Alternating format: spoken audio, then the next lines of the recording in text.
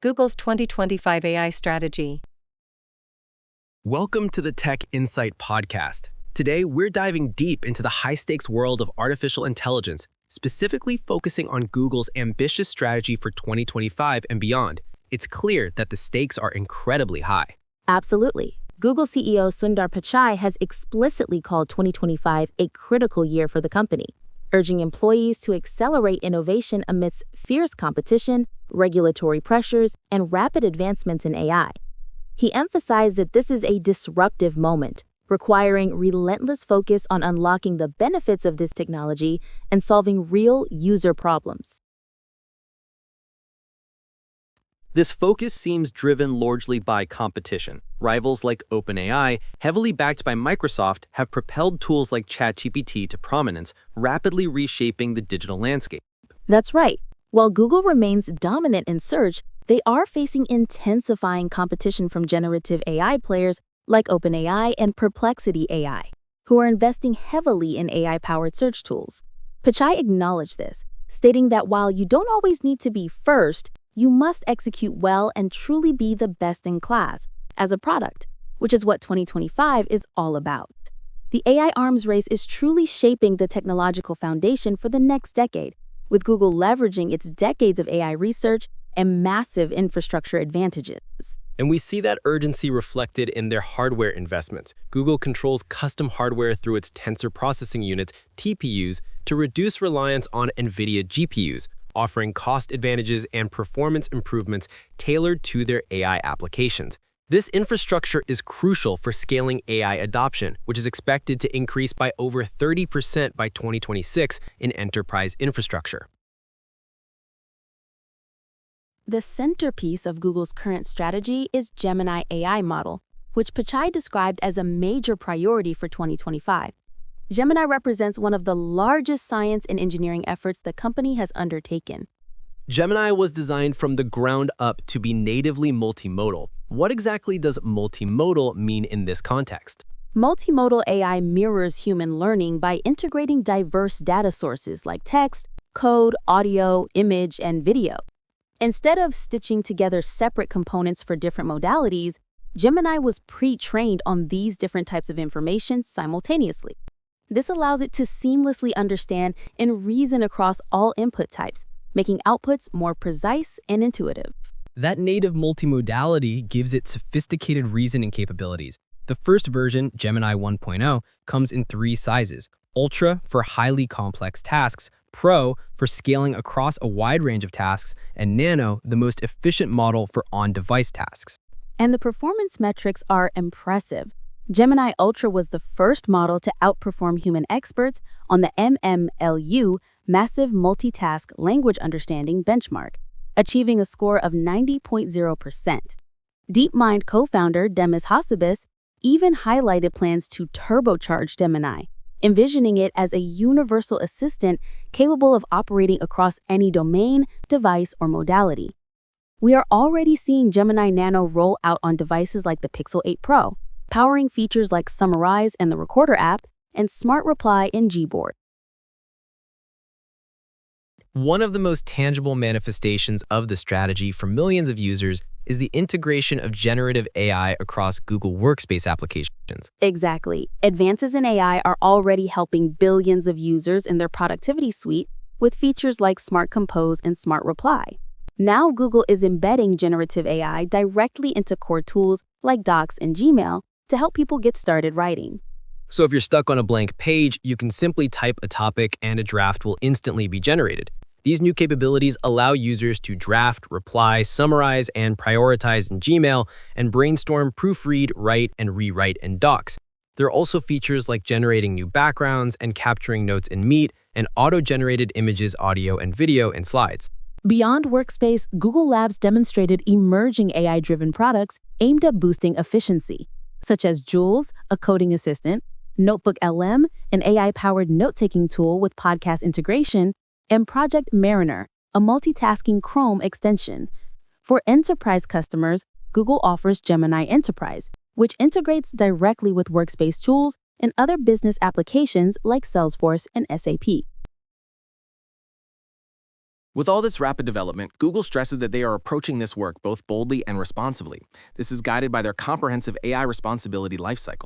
That lifecycle is a 4-phase process: research, design, govern, and share that guides responsible AI development at Google. The research and design phases foster innovation, while govern and share focus heavily on risk assessment, testing, monitoring, and transparency. Let's look at the phases briefly. Research involves foundational work, drawing on expertise from computer and social scientists to explore the societal impact of AI, such as accessibility and health. This includes extensive publications, for instance on model cards for model reporting, which defined nutrition labels for AI models. The design phase focuses on responsibility by design, building upon Google's AI principles and content safety history. Key to this is the secure AI framework, SAFE, which builds security into products from the start, mitigating new threats like prompt injection. A critical design feature is Synth ID, a technology that attaches an invisible mark to content generated by Google AI to denote its provenance.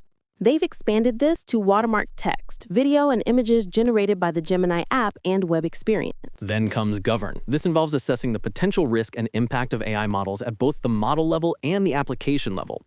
A central practice here is red teaming, or adversarial testing, where ethical hackers intentionally violate policies to discover and address vulnerabilities. This systematic testing helps improve models before launch and continuously afterwards. Finally, the share phase emphasizes transparency. Google publishes technical reports, model cards, and research papers to help external researchers and civil society understand how their models are trained and tested. They also actively collaborate with governments and industry groups like the Frontier Model Forum to define safety standards and best practices.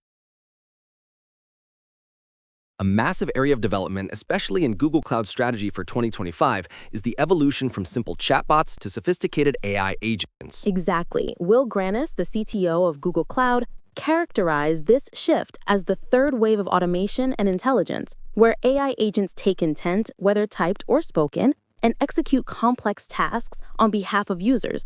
This has profound potential across consumer and business use cases.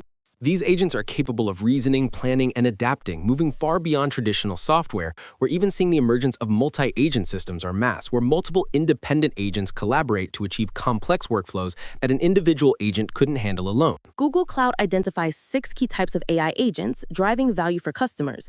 Customer agents for personalized experiences, employee agents to boost productivity by managing repetitive tasks, creative agents for generating marketing content and designs, data agents for analysis and insights, code agents to accelerate software development, and security agents to strengthen security posture and detect threats. The technical backbone supporting this shift toward real-time, large-scale inference is vital. Google's custom-designed TPUs, particularly the new Ironwood TPU, TPU v7, launched in 2025, are built specifically for inference-first architecture. Ironwood is optimized for real-time reasoning and is nearly 30 times more efficient than the first-generation TPU. It powers advanced workloads like Gemini 2.5, search ranking, and generative AI agents that require low latency and high throughput across billions of users. This rise of inference-centric AI is now the core priority for efficiency and scaling.